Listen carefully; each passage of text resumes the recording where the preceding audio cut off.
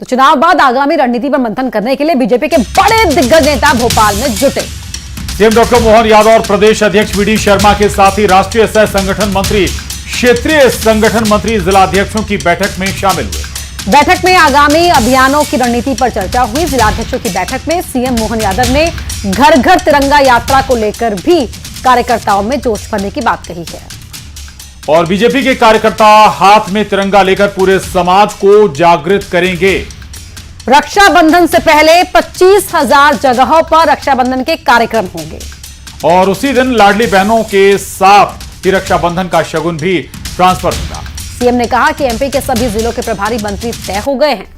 जल्द ही जिलों के प्रभारी मंत्रियों के नाम का ऐलान भी होने वाला है। किसानों की खराब फसल को लेकर मोहन सरकार ने किया है बड़ा फैसला। खराब फसल की सर्वे रिपोर्ट अब पटवारी की बजाय वॉलंटियर देंगे। अब हर पंचायत में वॉलंटियर की तैनाती होगी और ये वीडियो रिकॉर्डिंग के जरिए खराब हुई फसल की जानकारी शासन को देंगे। उनकी रिपोर्ट पर सरकार मुआवजे का फैसला लेगी। साथ ही इस बार सरकार जन्माष्टमी का पर्व भी मनाएगी। संस्कृति विभाग की ओर से इसका आयोजन होगा। पहली बार प्रदेश में सरकारी आयोजनों में मटकी फूटेगी। अभी तक फसलों के नुकसानी के लिए आमतौर पर पटवारी ही रिपोर्ट देते थे और उनके दलों के माध्यम से रिपोर्ट आती थी किसानों के लिए। अब वॉलंटियर तय किए जाएंगे हर पंचायत में और वो अपने वीडियो मोबाइल के माध्यम से उनके फसलों के नुकसानी की जानकारी एक तरह से वीडियो रिकॉर्ड ये हमेशा के लिए काम आएगा। कई बार ये शिकायत आती थी कि फसल का नुकसानी बताई गई क्या और है क्या है, कई बार इसमें गफलत होती थी। मुझे लगता है ये दस्तावेजीकरण होगा तो इससे इस बात में भी मदद मिलेगी। मध्य प्रदेश में भगवान श्री कृष्ण की शिक्षा हुई है, भगवान कृष्ण का, और परशुराम जी महाराज ने उनको सुदर्शन चक्र दिया है। रुक्मी से युद्ध हुआ धार के पास, सुदामा और भगवान कृष्ण की दोस्ती का स्थल नारायणा, ऐसे कई तीर्थ स्थल है जिनको तीर्थ के रूप में विकसित करेंगे। तो सरकार धूमधाम से जन्माष्टमी के अवसर पर भी इन पूरे आयोजनों में संस्कृति मंत्रालय को जोड़ते हुए इस पूरे आयोजन की रचना कर रही है। उधर जन्माष्टमी मनाने के फैसले पर सियासत भी शुरू हो गई। कांग्रेस का कहना है कि क्या बीजेपी सरकार जबरन त्योहारों को हथियाना चाहती है। सरकारी धन में भ्रष्टाचार करने के लिए ये सब किया जा रहा है, आरोप कांग्रेस का। जन्माष्टमी तो हमेशा से लोग अपने घरों में ही मनाते आए हैं। जब राजनीतिक दल नहीं होंगे तब भी देश में जन्माष्टमी मनाई जाती रहेगी। आखिर सरकार इस पर क्यों कब्जा जमाना चाहती है? धर्म को जब राजनीति हथियाना चाहती है और जो है शासकीय धन का दुरुपयोग करना चाहती है तो तरह तरह के प्रयास होते हैं।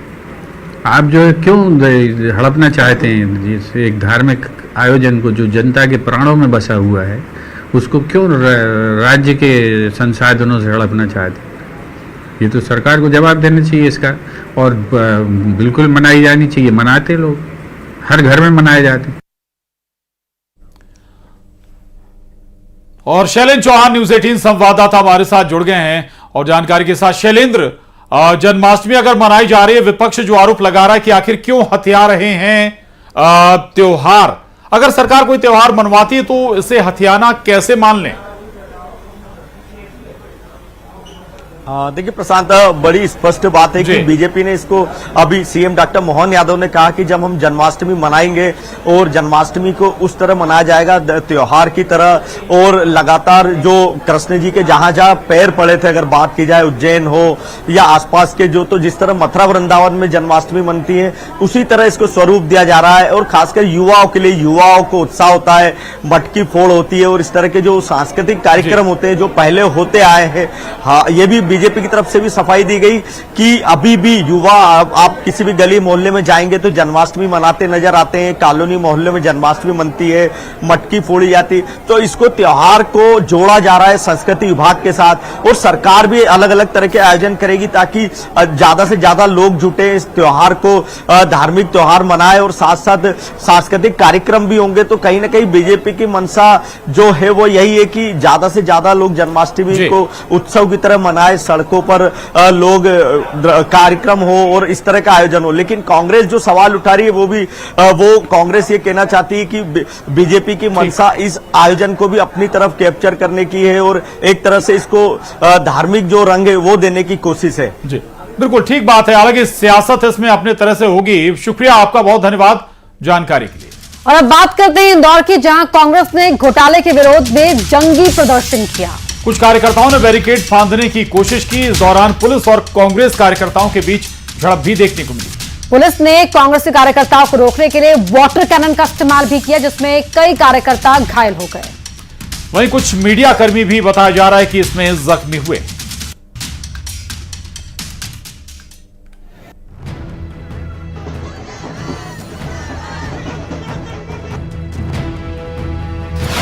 इंदौर में कांग्रेस का जंगी प्रदर्शन।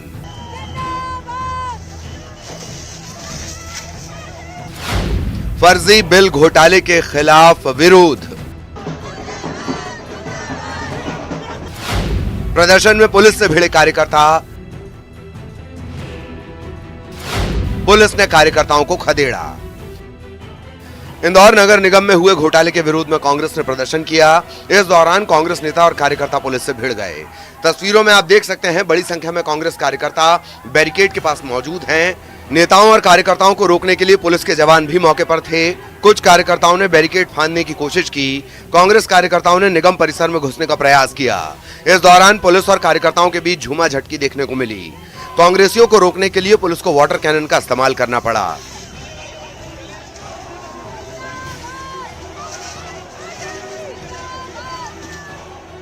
यहाँ से कांग्रेस के जो कार्यकर्ता है सैकड़ों की तादाद में, जिन्हें पहले बैरिकेड से रोका जा रहा था, उन्हें खदेड़ा जा रहा है। ये तस्वीर हम दिखा रहे हैं प्रदेश अध्यक्ष जीतू पटवारी और पुलिस ने बल का प्रयोग किया है, लाठीचार्ज किया है। लाठीचार्ज की तस्वीर हम आपको दिखा रहे हैं। कांग्रेस कार्यकर्ताओं को खदेड़ने के लिए लाठीचार्ज का इस्तेमाल किया गया है। प्रदेश अध्यक्ष जीतू पटवारी यहाँ पर मौजूद है। कांग्रेस के तमाम बड़े पदाधिकारी यहाँ पर मौजूद है। एनएसयूआई यूथ कांग्रेस के प्रदेश अध्यक्ष और तमाम कांग्रेस के जो संगठन के बड़े पदाधिकारी हैं यहाँ पर मौजूद थे। उन्हें हटाया जा रहा था, समझाया जा रहा था, लेकिन जब वो अंदर आ रहे थे नहीं माने, इसके बाद वाटर कैनन का इस्तेमाल किया गया। प्रदर्शनकारियों को खदेड़ने के दौरान कुछ कार्यकर्ता और मीडिया कर्मी घायल हो गए। मध्य प्रदेश में हफ्ते भर कांग्रेस अलग अलग जिलों में सरकार के खिलाफ प्रदर्शन करेगी। इंदौर से मिथिलेश गुप्ता, न्यूज़ 18। और चलिए बात करते हैं एक ऐसी बिल्डिंग की जो करोड़ों रुपए की लागत से बनाई गई, लेकिन पहली ही बारिश में 200 करोड़ की लागत से बनी बिल्डिंग की पोल खुल गई। ये बिल्डिंग है वन विभाग की। बिल्डिंग में लीकेज की वजह से फॉल सीलिंग तक गिर गई। नौबत तो ऐसी आ गई कि केबिन मैनेजर को दूसरी जगह शिफ्ट करना पड़ा।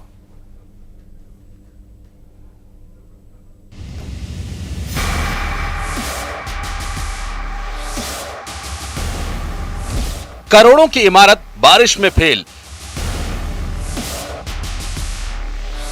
बिल्डिंग में होल, खुल गई पोल। 200 करोड़ खर्च, निर्माण पर सवाल।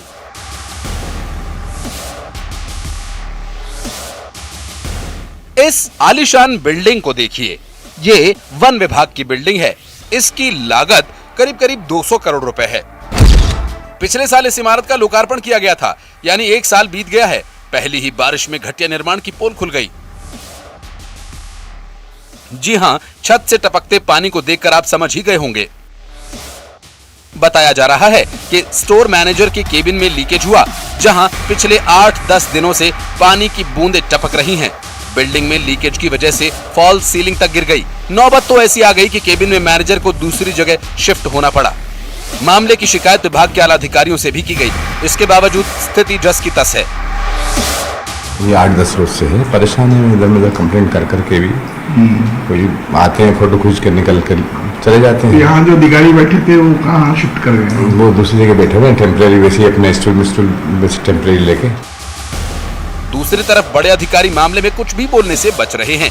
अब सवाल ये उठता है कि 200 करोड़ की इस इमारत को 1 साल में ये हाल झेलना पड़ रहा है। इतने कम समय में लीकेज आखिर कैसे हुआ? क्या बिल्डिंग के निर्माण में जल्दबाजी की गई, या फिर बिल्डिंग बाहर से खूबसूरत दिखाई जा रही है जो है अंदर से खोखली? क्योंकि तस्वीरें तो यही बयां कर रही हैं। Bureau report, news 18।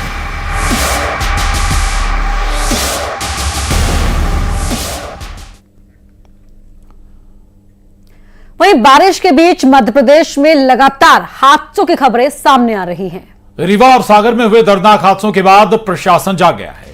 अब जर्जर पड़ी इमारतों पर एक्शन। शुरू हो गया है। आपको बता दें कि सागर के शाहपुर में जर्जर मकान की दीवार गिरने से 9 मासूम बच्चों की मौत हो गई थी। मकान के बगल में ही बच्चे पूजा कर रहे थे और इसी दौरान दीवार गिर गई।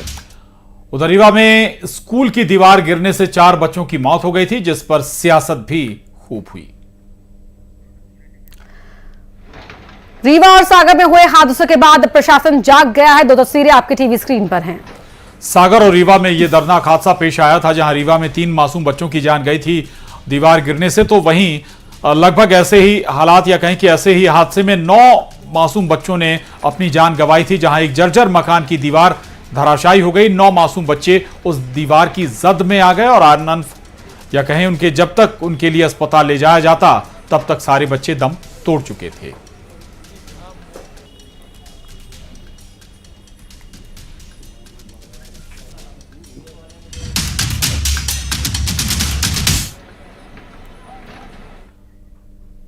तो रीवा और सागर में हुए हादसों के बाद जाग गया है प्रशासन। जबलपुर में हुआ है एक्शन। तो जबलपुर में नगर निगम ने जर्जर भवनों को चिन्हित कर उन्हें तोड़ने की मुहिम तेज कर दी है। नगर निगम क्षेत्र में करीब ऐसे 65 मकान हैं जिन्हें चिन्हित किया गया है, जो जर्जर हैं और काफी पुराने हैं। इनमें से अधिकतर मकान खाली पड़े हुए हैं और जर्जर हो चुके हैं। इनके मालिक जो हैं अब वो दूसरी जगह पर रह रहे हैं, लेकिन उन्होंने अपने जर्जर मकान नहीं गिराए।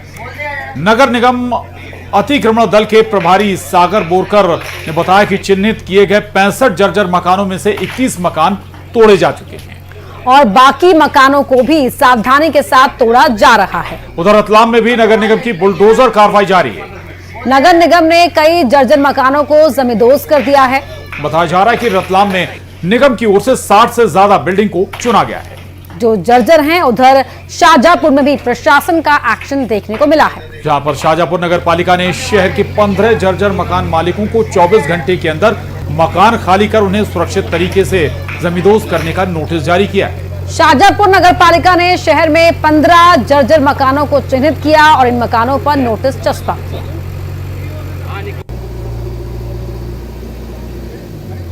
जर्जर जो बहुत ज्यादा जर्जर और गिरने जैसी स्थिति में है, उन भवनों का निरीक्षण किया गया है और उनको 24 घंटे का टाइम दिया है, जिसे वो रिक्त कर सके या स्वयं ही जर्जर भवनों को गिरा सके। उसके बाद हम फिर कल सख्ती से कार्रवाई करेंगे। और इधर इंदौर में कोरोना एक बार फिर से पैर पसार रहा है। कोरोना के 3 नए मामले सामने आए हैं। बताया जा रहा है कि नीमच से आए एक युवक की रिपोर्ट पॉजिटिव आई। युवक को होम आइसोलेट कर दिया गया है। उधर एक युवक ने निजी लैब में टेस्ट करवाने के बाद कोरोना पॉजिटिव वो पाया गया है। निजी अस्पताल में भर्ती एक अन्य युवक की रिपोर्ट भी कोविड पॉजिटिव आई है। बताया जा रहा है कि ऑपरेशन करने से पहले युवक की जांच की गई थी, जिसमें वो पॉजिटिव पाया गया। यानी इंदौर में अब तक कुल 3 कोविड मरीज मिल चुके हैं और जिससे स्वास्थ्य विभाग में हड़कंप मचा हुआ है। स्वास्थ्य विभाग की ओर से तीनों मरीजों पर नजर रखी जा रही है। बात खंडवा की, जहां डायरिया का कहर देखने को मिल रहा है। यहां डायरिया के चलते एक युवक की जान चली गई। वहीं उल्टी दस्त के भी 27 मरीज सामने आए हैं। स्वास्थ्य विभाग की ओर से मरीजों की जांच की जा रही है, साथ ही इलाज को लेकर नजर भी रखी जा रही है। बताया जा रहा है कि गांव के कुएं के आसपास बेहद गंदगी फैली हुई है। कहा जा रहा है कि गंदा पानी को पीने की वजह से लोग बीमार पड़े होंगे। फिलहाल स्वास्थ्य विभाग अलर्ट मोड पर है।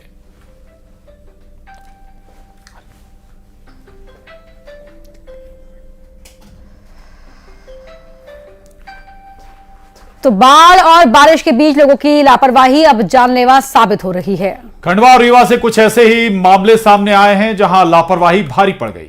खंडवा में एक युवक के रेस्क्यू का लाइव वीडियो सामने आया, तो वहीं रीवा में एक बच्चे की डूबने से मौत हो गई।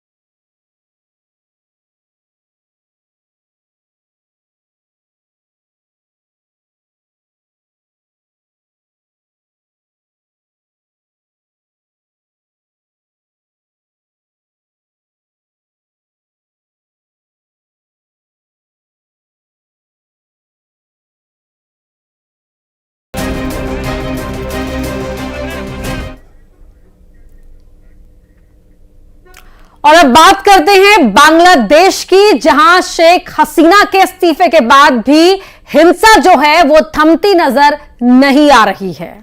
तो बांग्लादेश में अब हिंदू मंदिर और हिंदुओं के घर उपद्रवियों के निशाने पर आ गए हैं। वहां से कई ऐसी तस्वीरें भी सामने आई हैं जिनमें कई मंदिरों में आग की लपटें दिखाई दे रही हैं, जबकि कई हिंदुओं के घरों को भी बताया जा रहा है कि बांग्लादेश में निशाना बनाया गया। पंचगढ़ में जहां हिंदुओं की दुकानें हैं, उनके घर हैं, उन पर हमला किया गया।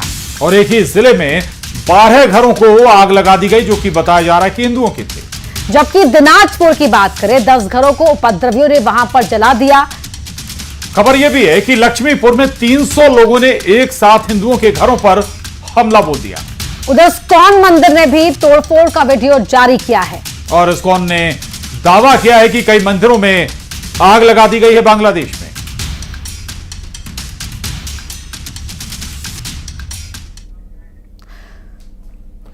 और पिछले 24 घंटे में बांग्लादेश में जमकर हिंसा हुई है, आगजनी हुई है, लोगों पर हमले भी हुए हैं। 5 अलग अलग तस्वीरें आपको दिखाते हैं टीवी स्क्रीन पर। आप देख सकते हैं इन तस्वीरों में किस तरह से बांग्लादेश जल रहा है, सुलग रहा है।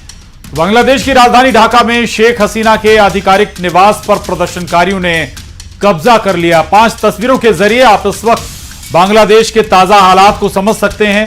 हिंसा अभी भी थमी नहीं है। हालांकि सेना ने यह जरूर अनाउंस कर दिया है कि अंतरिम सरकार वो बनाएंगे, नई अंतरिम सरकार का गठन करेंगे, लेकिन अभी भी हालात काबू में नहीं है। पीएम के घर पर जाकर लूटपाट की और तोड़फोड़ की। सैकड़ों की संख्या में आए प्रदर्शनकारियों ने संसद को भी नहीं छोड़ा। संसद भवन में भी घुसकर लूटपाट की। लोग बहुत सारा सामान संसद का या कहें पीएम आवास का अपने साथ लेकर चले गए। सांसदों के घरों पर भी हमला किया गया है। ढाका में आवामी लीग के दफ्तर में आग लगा दी गई और आवामी लीग के सांसदों के घर पर भी हमले हुए, आगजनी हुई। बांग्लादेश में रहने वाले एक हिंदू लड़की ने बताया कि आंदोलन के नाम पर कैसे कट्टरपंथी हिंदू परिवारों को निशाना बना रहे हैं। हिंदू परिवारों को इस हद तक निशाना बनाया जा रहा है ताकि वो देश छोड़ने को मजबूर हो जाए।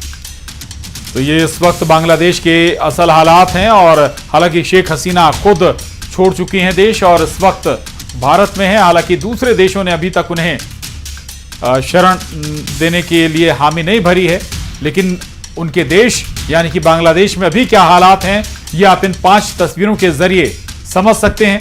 सेना लगातार फ्लैग मार्च कर रही है, सड़कों पर है, बावजूद हिंसा अभी भी जारी है। तो वहीं बांग्लादेश में बीएनपी की प्रमुख खालिदा जिया को रिहा कर दिया गया है। वो आजीवन कारावास काट रही थी। वहां करप्शन के मामले में हालात बेहद खराब।